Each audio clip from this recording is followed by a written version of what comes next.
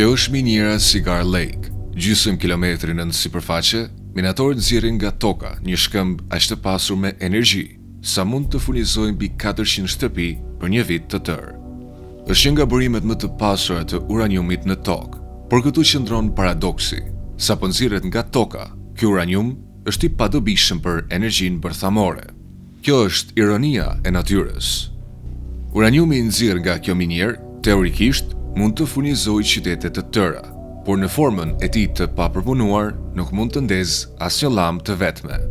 Për dekada me radhë, ky kundërshtim i ka hutuar mendjet më të mëdha të shkencës bërthamore. Zgjidhja e tij kërkoi ndërtimin e disa prej objekteve më sekrete dhe më të mbrojtura që janë ndërtuar ndonjëherë. Ajo që vijon është udhëtimi që është ndërron uraniumin e papërpunuar në karburant për reaktorët bërthamor. Nga mure akulli nën tokë deri te makineri që rrotullohen më shpejt se motorët e avionëve luftarak, kështu transformohet uraniumi. Në dhjetor, në veri të Saskatchewanit, mbi tokë, temperaturat bien në -30°C. 500 metra më poshtë, një depozit e njohur si U-465, qëndron e mbyllur brenda gurit ranor, e paprekur prej 2 miliard vitesh. Sot, kjo ndryshon. Operatori i minierës ka punuar me pajisje të kontrolluara nga distanca për më shumë se një dekadë, por ende ndjen emocion kur macit e rrezatimit rriten. Kjo sinjalizon diçka të jashtëzakonshme, mineral me gati 16% uranium, cilësia më e lartë e gjetur ndonjëherë. Shumica e minierave festojnë kur arrin vetëm 2%, por kjo depozit solli me vete një sfidë pothuajse fatale. Minerali ndodhet në ngur ranor të mbushur me ujë. Gërmimi këtu do të ishte si të hapi një tunel në një ujëvar. Zgjedhja ishte ekstreme. Inxhinierët ngrin vetë tokën. 200 tuba çeliku u vendosën në një rreth perfekt rreth depozitës. Një solucion kloruri kalciumi, i ftohur në -30°C, u çarkullua përmes tyre, duke kthyer ujin përreth në akull të fortë. Rezultati ishte një fortesë akulli nën tokë, që mbante pas miliona litra ujë nëntokësor. Nga një kabin kontrolli e mbyllur, operatori drejton një shpues të komanduar nga distanca drejt U-465-s. Kokat prerëse prej karbidit tungsteni pothuajse është të forta sa diamanti për typin shkëmbin e ngrirë. Në ekran, shpuesi duket si një krijes sheliku që çan përpara. Në orën 10:47 të paradites, U-465 shkëputet.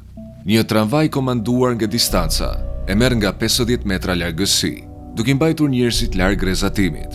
Ajri i freskët çarkullon në minierë çdo 20 minuta për të kufizuar ekspozimin. Minerali ngjitet lart përmes kanaleve prej çeliku, coptohet nga çekiç hidraulik aq të fuqishëm sa mund të shtypin motor. Më pas, bluhet në rër të imët dhe përzihet me ujë. Deri në mesditë, shkëmbi i fortë është dëruar në lum radioaktiv, i cili pompohet në sipërfaqe dhe ngarkohet në një kamion për një udhëtim prej 80 kilometrash. Ndërsa kamioni zhduket në peizazhin e ngrirë, transformimi i U-465-s sapo ka filluar. 3 ditë më vonë, kamioni 47 mbërrin në fabrikën e përpunimit të uraniumit. Brenda një dhome kontrolli të mbrojtur, një inspektor sigurie me 15 vite përvojë mbikëqyr procesin. Një gabim këtu nuk do të thotë vonesë, do të thotë evakuime. Sisteme vakumi shkarkojnë lumin, ndërsa nivelet e rrezatimit monitorohen nga një distancë prej 7 metrash. Gjithçka mbetet brenda kufive të sigurt. Tani hyn në lojë kimia. Acidet të fuqishme shpërbëjnë vetëm uraniumin, duke lënë pas shkëmbin e pavlerë. Është një nxjerrje selektive, si të ndash kripën nga rëra, por me kimikate aq të forta sa mund të gërryejnë çelikun. Pas xhamit vëzhgues, inspektori sheh uraniumin e lëngshëm teksa kalon nëpër disa depozita pastrimi. Ngjyra e tij ndryshon nga kafe e errët në të verdhë të pastër. Më pas, vjen trajtimi final me nxehtë të si. Në 1085°C, mjaftueshëm për të shkrirë bakrin, materiali futet në një furrë gjigande. Saktësia është jetike. Vetëm disa gradë më shumë ose më pak mund të shkatrojnë miliona brenda pak minutash. Pas 4 orësh, U-465 del si pluhur i zi i imët. i panjohshëm krahasuar me shkëmbin që ishte dikur. Pluri vendoset në një enë qeliku prej 210 litrash e projektuar për të përballuar aksidentet të rënda. Çdo kazan mban energji të mjaftueshme për të furnizuar një qytet për muaj të tërë. U-465 përmban vetëm 0.7% uranium-235, izotopi që prodhon energji. Për të përdorur si karburant reaktori, kjo përqindje duhet të rritet në 3 deri në 5%. Ndërsa kazani përgatitet për transport, inspektori regjistron atë në libër. Gjatë 15 viteve, 12.000 kazan të tillë kanë kaluar nëpër këtë objekt. Gjithmonë mbetet një kurreshtje e heshtur se ku përfundojnë, ndoshta një ditë edhe duke furnizuar shtëpinë e vet inspektorit. Ajo që vjen më pas do ta përcaktoj këtë. Një shofer i materialeve të rrezikshme nis një tjetër transport uraniumi. Ai e ka bërë këtë punë për 2 dekada, por çdo ngarkesë kërkon përqendrim maksimal. Kazani në fjalë udhëton brenda një rimorkje të përforcuar, së bashku me 47 të tjerë, secili i gjërmuar me GPS dhe i monitoruar nga Agjencia Ndërkombëtare e Energjisë Atomike. Ky mjet nuk është i zakonshëm, e është ndërtuar si një fortesë lëvizëse. Mure të trasha qeliku, mbrojtje nga rrezatimi dhe sisteme komplekse kyçje mbrojnë ngarkesën. Rruga është e klasifikuar dhe njihet vetëm nga ata që duhet ta dinë. Frika nuk është vjedhja, uraniumi natyror ka pak vlerë. Rreziku i vërtet janë aksidentet që mund të përhapin material radioaktiv në rrugë të hapura. Shoferi kujton udhëtimin e tij të parë, duke shtrënguar timonin, sikur çdo makinë që kalonte ishte një kërcënim. Pas më shumë se 2000 udhëtimeve, frika është zëvendësuar nga diçka edhe më e rrezikshme, rutina. Prandaj, dozat e rrezatimit kontrollohen çdo orë dhe vulat verifikohen në çdo ndalesë. Udhëtimi drejt objektit të konvertimit është rreth 2000 km i gjatë dhe zgjat 3 ditë. Ndalesat lejohen vetëm në zona të sigurta, të ruajtura 24 orë në ditë. Ndalesat e zakonshme për kamion janë të ndaluara. Rreziku është tepër i madh. Gjatë kalimit të maleve shkëmbore, shoferi reflekton për atë që po transporton. Çdo kazan përmban atome të formuara në shpërthime yjore miliarda vite para se toka të ekzistonte. Këto atome udhëtuan në përhapësirë, u bën pjesë e planetit, u varrosën për epoka dhe tani janë në rrugën drejt transformimit. Ai po transporton mbetje yjesh. Në ditën e 13, kamioni mbërrin në impiantin e konvertimit Port Hope në Ontario. Sistemet të automatizuara shkarkojnë kazanin, ndërsa shoferi vëzhgon nga një distancë e sigurt. Dorëzimi është rutinë, por ajo që vjen më pas nuk është. Brenda kazanit ndodhet një pluhur i zi, i destinuar të shndërrohet në një nga substancat më agresive që industria ka trajtuar ndonjëherë. Shoferi nënshkruan dokumentet dhe kthehet në shtëpi. Javën tjetër, cikli do të përsëritet me një ngarkesë tjetër. Tani fillon faza më e rrezikshme. Në një mjedis ku një gabim i vetëm mund të çajë qelikun dhe të shijojë rreziqe të padukshme, U-465 përballet me transformimin e tij kritik. Disa ditë më vonë, kimisti kryesor i afrohet një dritarje vëzhgimi rezistente ndaj shpërthimeve. Brenda një dhome të mbyllur hermetikisht, kazani pret të zhdërrohet në heksafluorid uraniumi, një përzierje aq korrozive sa mund të shkatërrojë mishin dhe kockat. Kimisti lëviz me kujdes mbi panelet e kontrollit që duken si instrumente të një misioni hapësinor. Një rregullim i gabuar dhe gjithë sasia do të shndërrojë në mbetje radioaktive pa vlerë. Presioni rritet, ndërsa gazi fluor, një nga elementët më reaktiv të njohur, futet në sistem në saktësisht 550 gradë Celsius. Reaksioni shpërthen menjëherë. Flakët ndriçojnë brenda dhomës, ndërsa temperatura dhe presioni rriten me shpejtësi. Kjo nuk është thjesht përpunim, është kontrolli një substance që sulmon pothuajse gjithçka që prek. Vetëm aljash të veçantë nikeli dhe alumini mund të rezistojnë ekspozimit të zgjatur ndaj UF6-s. Prandaj, edhe objekti është ndërtuar pothuajse tërësisht nga këto materiale. Sado ekstrem të jetë, ky hap është i domosdoshëm. Uraniumi natyror përbëhet nga 99.3% uranium-238 dhe vetëm 0.7% uranium-235. Vetëm U-235 ndahet dhe shliron energji. Pjesa tjetër është masë inerte.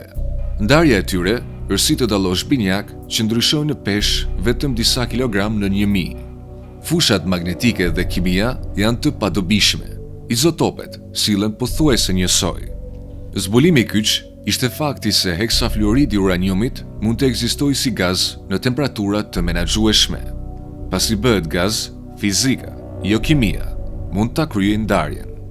Ndërsa UF6 rrjedh në cilindra transportit të përforcuar, të ngjashëm me termos gjigant qeliku, kimisti e di se faza më e vështirë po vjen. Ngarkesa është gati për pasurim, aty ku shpejtësia ekstreme do të shirojë energjinë e mbyllur për 2 miliard vjet. Pas disa ditësh të tjera, një operator centrifugash mbërrin në një objekt pasurimi të klasifikuar. Brenda tij, mirat centrifuga rrotullohen brenda sistemeve të mbyllura qeliku, të monitoruara nga dhoma kontrolli, që ngjajnë me kabinat e avionëve. Çdo njësi rrotullohet rreth 60.000 herë në minutë, pothuajse dyfishin e shpejtësisë së një motori avion luftarak. Në këto shpejtësi, edhe ndryshimi më i vogël në masë mjafton për të ndarë uraniumin 235 nga uraniumi 238. Gazi UF6 futet në çdo centrifugë, ku rrotullimi ekstrem shtyn uraniumin 238 më të rënd drejt skajeve, ndërsa uraniumi 235 më i lehtë grumbullohet pranë qendrës. Zinxhirët centrifugash që punojnë njëra pas tjetrës rrisin gradualisht përqindjen e U-235-s nga 0.7% në 3 deri në 5%, niveli i nevojshëm për reaktorët bërthamor.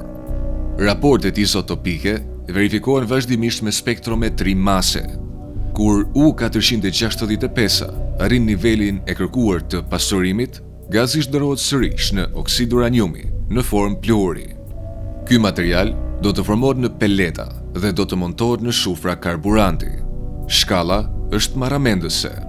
Një pelet e vet me karburanti përmban po aq energji sa 1 ton çmyri. Qindra mijëra peleta mbushin një bërtham reaktori, duke furnizuar qytete të tëra me energji për muaj të tërë, pa emetime karboni. Më pas, oksidi i pasuruar i uraniumit, dikur i njohur si U-465, mbërrin në një impiant prodhimi karburanti. Brenda mjediseve sterile, të krahasueshme me sallat e operacioneve kirurgjikale, pluhuri kompresohet në peleta qeramike, jo më të mëdha se maja e gishtit. Pavarësisht madhësisë, secila mbart një fuqi të jashtëzakonshme. Çdo pelet kontrollohet në mikroskop. Edhe defekti më i vogël, një çarje e padukshme ose një paparazi në densitet mund të shkaktojnë dalje emergjente të reaktorit me kosto miliona. Standardet janë të pamëshirshme, vetëm peletat perfekte kalojnë më tej. Peletat e miratuara futen në tuba aljar zirkoniumi, të projektuar për të rezistuar nxehtësive dhe presioneve ekstreme. Sistemet të automatizuara i bashkojnë këta tuba në paketa karburanti të rregulluara me saktësi gjeometrike. Strukturat përfundimtare duken si skulptura metalike, elegante, precize dhe vdekjeprurse.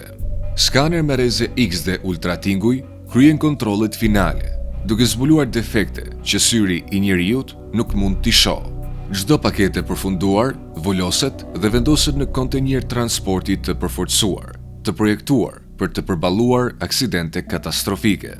Në shoqërim të armatosur, karburanti transportohet me mjete të specializuara drejt centraleve bërthamore në mbar botën. Çdo dërgesë gjyrmohet nga sateliti. Rrugët janë të klasifikuara. Çdo dorëzim trajtohet si çështje e sigurisë kombëtare. Në pjesët e fundit të procesit, në centralin bërthamor, operatorët i presin paketat e karburantit me një kujdes pothuajse ceremonial. Ky është një moment i formuar gjatë miliarda vitesh. Uraniumi i farkëtuar në yje të lashtë, i varrosur nën akull dhe i transformuar nga zgjuarësia njerëzore, tani i afrohet rolit të tij përfundimtar. Ena e reaktorit, rreth 40 metra e lartë, me mure afërsisht 20 cm të trash, hapet. Krah robotik, të drejtuar nga operator me veshje mbrojtëse, ulin me kujdes çdo paketë karburanti në bërtham. Vendosja duhet të jetë e përpikt. Fuqia dhe siguria varen nga saktësia.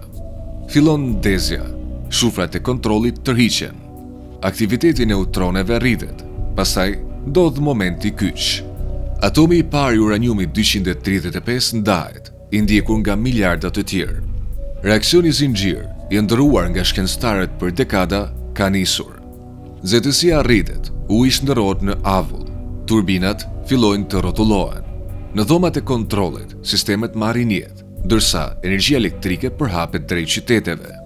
Spitalet mbeten të furnizuara, shtëpitë ngrohen, fabrikat rikthehen në punë. Ajo që dikur ishte një shkëmb i pavlerë, i varrosur gjysmë kilometri në tokë, tani lëviz zemrën e qytetërimit modern. Ajo pelete vetme nga fillimi, ajo që mbante energjinë në një toni qymyri, nuk është më një paradoks. Pabarazia është korrigjuar. Potenciali i mbyllur është liruar. Ironia e natyrës është dëruar në një nga rritjet më të mëdha të njerëzimit. U-465 nuk ekziston më sigur, pluhur apo gaz. Ai ekziston si energji, një dëshmi se forcat më të vlefshme në tokë shpesh duken të pavlera, derisa të mësojmë si t'i zhbllokojmë. Destinacioni nuk ishte kurrë thjesht një central energjie. Ishte momenti kur e pamundura u bë e pashmangshme, kur e pavlera u bë e paçmueshme, kur atomet përmbushën premtimin e tyre të lashtë për të furnizuar të ardhmen. Klikoni butonin subscribe për të parë më shumë video si kjo. Faleminderit që na ndoqët dhe shihemi herën tjetër.